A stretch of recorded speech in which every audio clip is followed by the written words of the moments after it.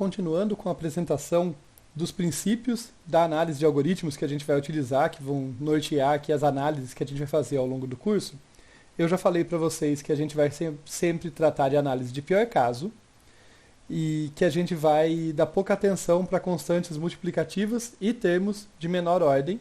Aí justifiquei o motivo.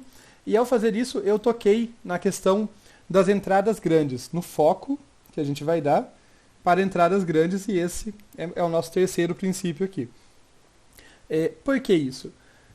Primeiro, porque se a gente estiver falando de entradas pequenas, de um número pequeno de dados que a gente está precisando processar, uma entrada pequena para o problema que a gente está tentando resolver, e computadores modernos que têm um poder computacional bastante grande, que fazem bilhões de operações por segundo, a gente pode se dar o luxo de escolher um algoritmo ineficiente, usar a força bruta e ainda assim resolver o problema. Então, faz sentido essa preocupação com um bom projeto ali, uma boa escolha de algoritmos, escolher bem o algoritmo adequado para a situação adequada, resolver bem o nosso problema, resolver ele com eficiência, quando a gente está pensando em entradas grandes. E isso reforça aquilo que eu já tinha citado antes, né? Os termos de menor ordem ficam insignificantes. A gente viu um exemplo disso quando a gente estava tratando desse tema do porquê que a gente não se preocupa com termos de menor ordem. E também por isso, eu vou dar um exemplo semelhante aqui, mas um outro exemplo, a questão das constantes fica secundária, que a gente viu antes, porque conforme a função cresce, não quer dizer que a constante multiplicativa ali, no termo de maior ordem, não vai ter impacto.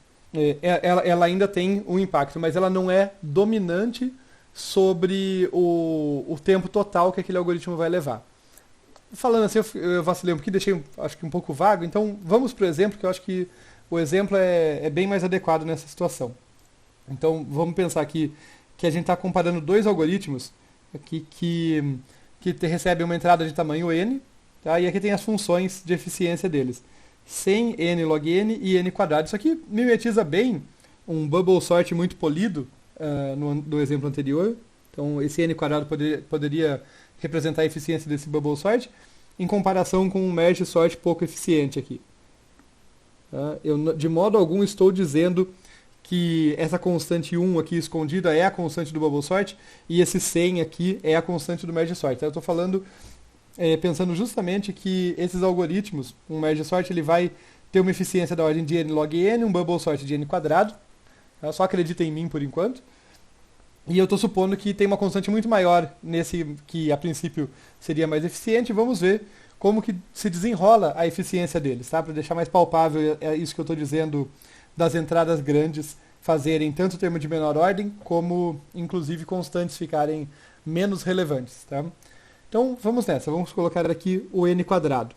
Bem, n quadrado, se eu estou avaliando para n igual a 1 milhão, aqui, esse n quadrado vai ficar 10 a sexta ao quadrado, que vai dar 10 a 12, mas para ficar mais emblemático aqui, vamos chamar isso aqui de 1 trilhão. 1000, milhão, bilhão, trilhão, né? A cada 3 que eu cresço, então 10 a 12 ali, 1 trilhão. Vamos ver como que se comporta se eu tivesse aqui um algoritmo que é regido por essa função n quadrado, aqui o número de operações dele, para esse n grandão eu precisaria de 1 trilhão de operações. Vamos ver como que se porta a outra função aqui, 100 n log n. E eu vou aproveitar e apresentar um truquezinho para vocês, para a gente fazer a análise com mais facilidade. Então, vou colocar aqui o 100 n log n, vai ser 100 vezes 10 a sexta, vezes log de 10 a sexta. Como que a gente resolve esse log de 10 a sexta? Né? A gente vai usar uma aproximação aqui, então eu vou colocar aqui na frente, vai ser 10 a oitava, e aqui dentro eu vou agrupar esse 10 a sexta em dois grupinhos de 10 a terceira. Então vai ser log de 10 a terceira ao quadrado. Log de 10 a sexta continua ali. Por que eu fiz isso? Porque 10 a terceira é 1000, e a gente tem uma potência de 2 muito próxima de 1000, que é 2 elevado a 10 dá 1024. Tá? Se não acreditam em mim, façam aí 2 vezes 2 a 4, vezes 2, 8, 16. Vocês vão ver que quando chegar no 10º expoente, a gente vai chegar em 1024. Por conta disso, eu posso dizer que isso aqui é aproximadamente 10 a oitava vezes log de 2 à décima e tudo isso ao quadrado. Isso aqui, por sua vez, vai ser igual... Daí passo o 2 de novo ali, né? Eu só tinha separado o 2 para quebrar em bloquinhos de 10 à terceira. 2 à décima ao quadrado é 2 a 20. Então, 10 à oitava vezes log de 2 elevado a 20. Só que a propriedade do log nos permite passar o expoente multiplicando. O expoente do seu termo multiplicando. Isso quer dizer que isso aqui é 10 à oitava vezes 20 vezes log de 2. Log de 2 base 2, tá? Eu acho que esqueci de falar para vocês.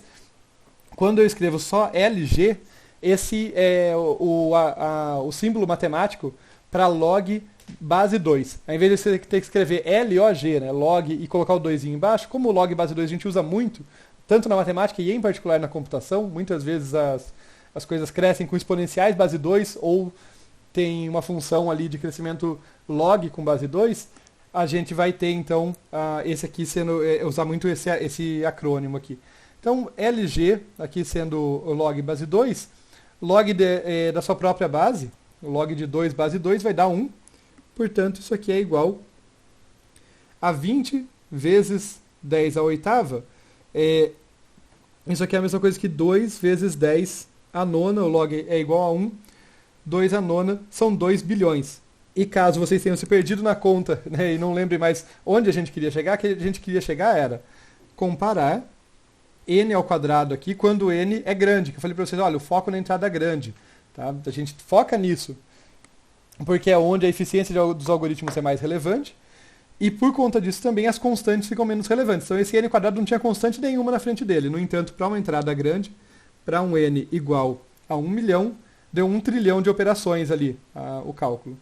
Por outro lado, para uma entrada igualmente grande, essa funçãozinha 100n vezes log n, tá? Tinha uma constante grande ali, uma constante grande vai dar uma função que cresce muito mais devagar. N log n está muito mais perto de n do que de n quadrado. A gente chegou em 2 bilhões. Tá?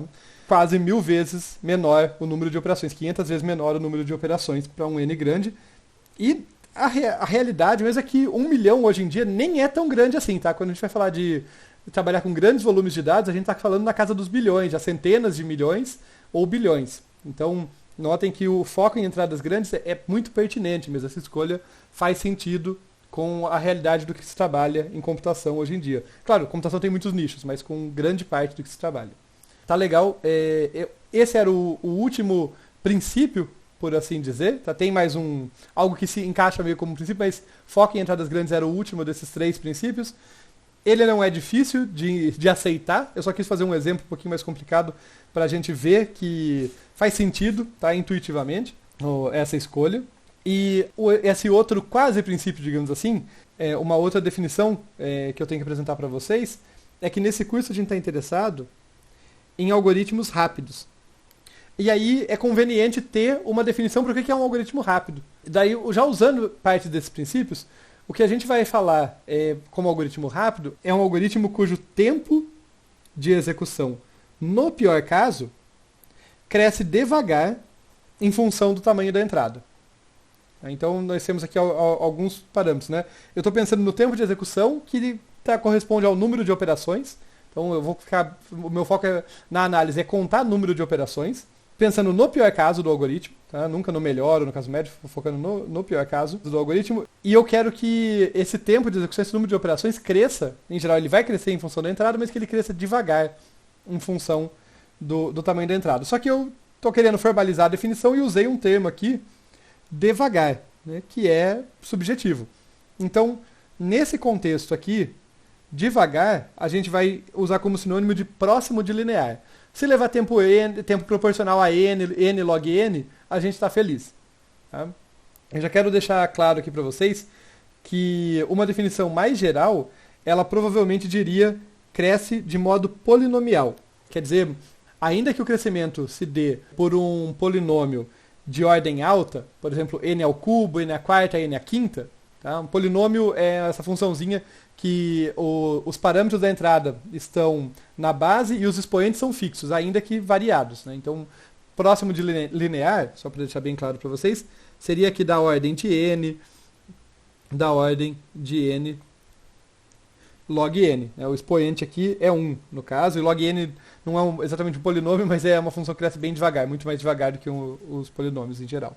Mas quando eu digo crescer de modo polinomial, eu estaria pensando em crescer da ordem de n elevado a k, onde k pode ser 1, 2, 3, 4, e aí vocês já viram que é uma definição mais abrangente, né? Eu posso ter algoritmos ali que tem um polinômio bem grandão, mas ainda assim eu estou falando que ele é rápido. Então, por isso, nesse curso eu vou ser um pouco mais restrito, em geral eu vou tratar linear ou perto de linear.